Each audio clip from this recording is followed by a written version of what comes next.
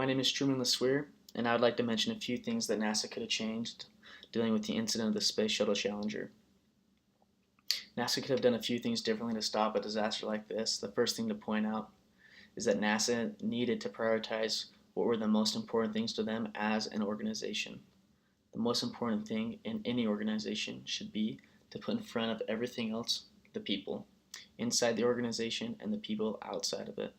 NASA let other important dates and duties get in the way, such as launching it before a certain date so it could be mentioned by the President of the United States in a speech, the pressure of beating other countries such as Russia in the space race, and important data being collected.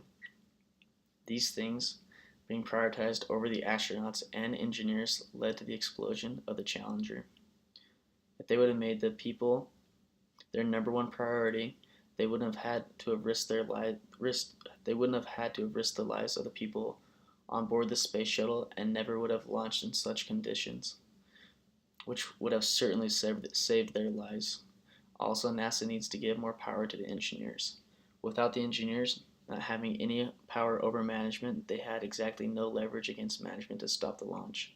They had no say to change things. And lastly, they needed better communication. The engineers, managers, and launch crew were not communicating on a high enough level, and with as much pressure and stress they were experiencing, it would be critical to communicate effectively so that everyone had all this information and were on the same page. Roger Bisjali did his best to express all the possible malfunctions the rocket could go through in such cold conditions.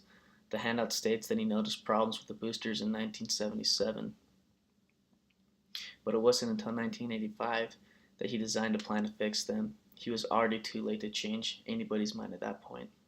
NASA was running out of time and had no wiggle room to remodel the boosters. NASA felt so much pressure to launch that they were willing to launch in weather conditions they knew were not even close to ideal. If Roger Bisjali could have proposed a new plan years earlier, maybe the launch would have resulted in a different outcome. As students in the future, we need to take our professional engineering responsibilities seriously. As important as it is to rise to the occasion and meet deadlines, it is just as important, if not more important, to remember public welfare, the people who are paying to help us advance into the future. We need to put always people first, because in the end, that's what life's all about. If we can do that, then we can avoid disasters like the Challenger in the future. Thank you.